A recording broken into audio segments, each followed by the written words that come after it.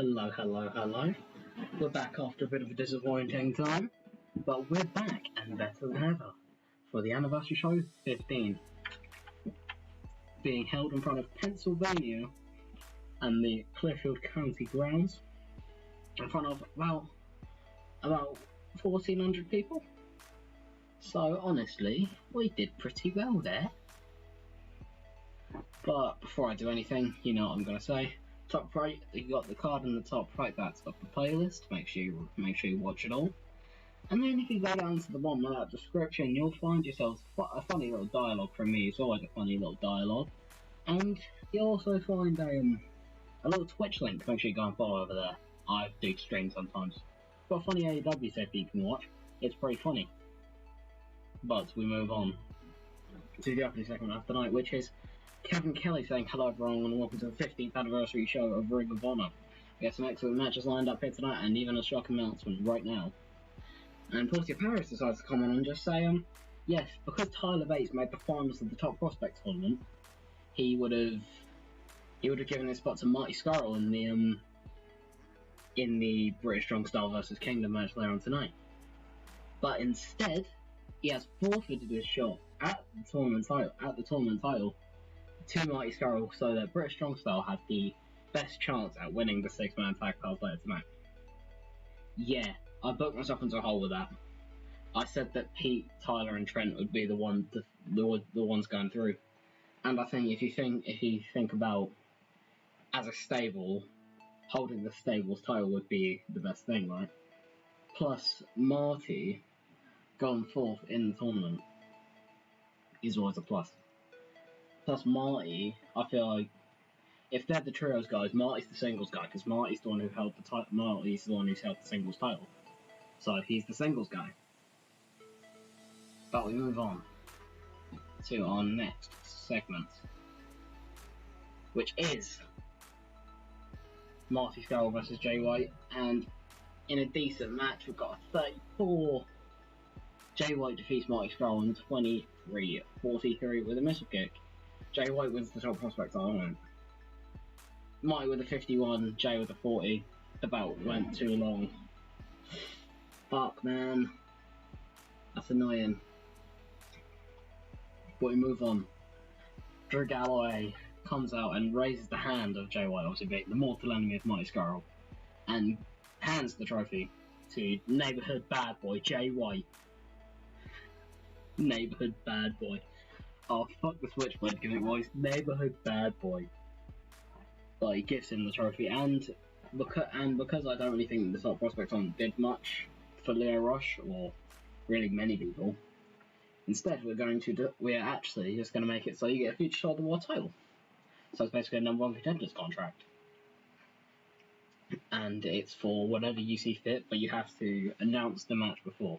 So it ain't no Money in the Bank, which WWE retired, by the way. I thought I'd mention that. But yeah, and Drew then announces open challenge for a Stevie title, which is right now. Kazuchika Okada's the one who answers. Yeah, Kazuchika Okada. I can't really say much. It's Okada. What do you want me to say? Basically, Okada just decided that his contract was going to run out, and we just offered him more money than what New Japan were going to offer him. So here he is. We give him dummy money though. He's on bare piece. He's probably earning more than most of the people on the roster. Most of the people on the roster that you know about. Aren't I funny boys? But yeah, Drew can't believe it, and he goes absolutely batshit. Because Okada, it's Okada. It's a great gimmick. And then in the actual match, great wrestling in good heat. Drew Galloway defeats Okada in 29-43 with a future shock DDT. Galloway makes defense number 4 of the World Television title. Yeah, as much as I think Okada's a draw, I don't think he's best off starting a feud going with the TV title. I feel like he's more of a storyline competitor than he is I'm going to defend this title. Although that's what he did with the IWGP Heavyweight Championship. He defended it on pay-per-views only, and that's like not the way I want to go with the TV title. So keeping it on Drew is always good. Moving on. We've got Davina Rose off screen. No.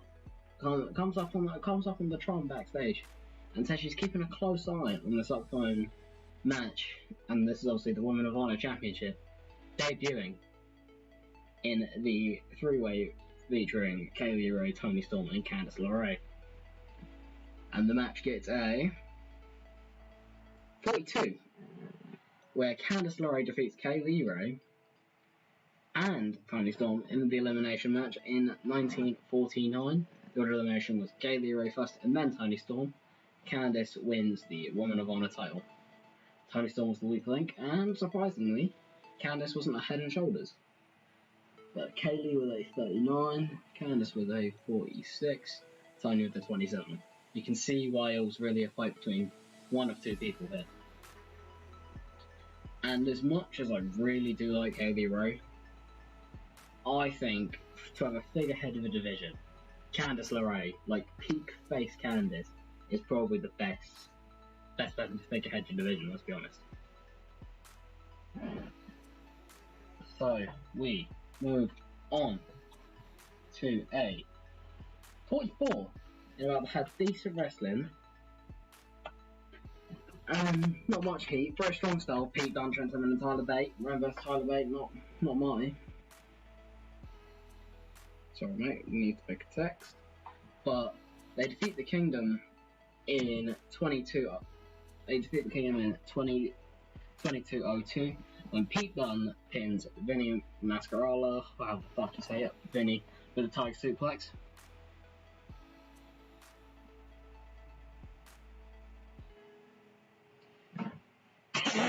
My voice is gone. Alright. But yeah, Marty also came in during the match. Obviously, it's pretty strong style, and these are some big fucking lads, and this is pretty big strong boy Tyler Bate, so they had to get some help from a little ref bump where Pete Dunne pulled. We're going to say Pete Dunne pulled the ref in front of it, and don't come in corner splash from any of the three. Marty comes out and whacks all three of them with the umbrella, causing their downfall and leading to a Tiger Suplex on the legal man Vinny. Meaning Pete Dunne and Mustache Mountain, also known as British Strong Style, win the Ring of Honor 6-man Tag Team Championships. Bate with the 44, Trent with the 42, Pete with the 42. They actually outscored every member, with Taven getting a 39, Vinny with a 40, and TK with a 35. Yeah, 44, that's not bad. We move on to a video package for the main event. Kyle O'Reilly versus Adam Cole, baby. And a 43, which is much better than the first time I did this. In a decent match, Adam Cole defeats Kyle O'Reilly in a 30-minute Iron Man 2 falls to 1. Kenny Omega and Kota Ibushi both ran in and attacked O'Reilly. Golden Lord to strike again, this time in heel form, attacking the plucky babyface Kyle O'Reilly.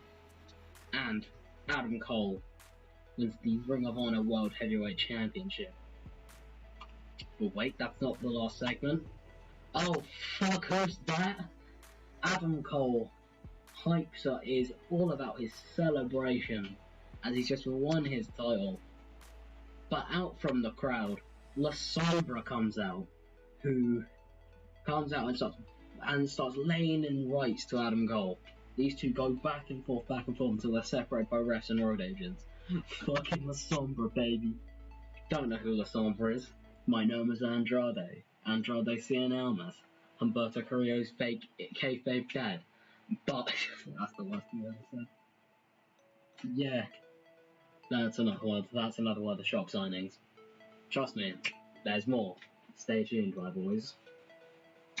But we end the show with a 52, increasing our popularity in 18 regions.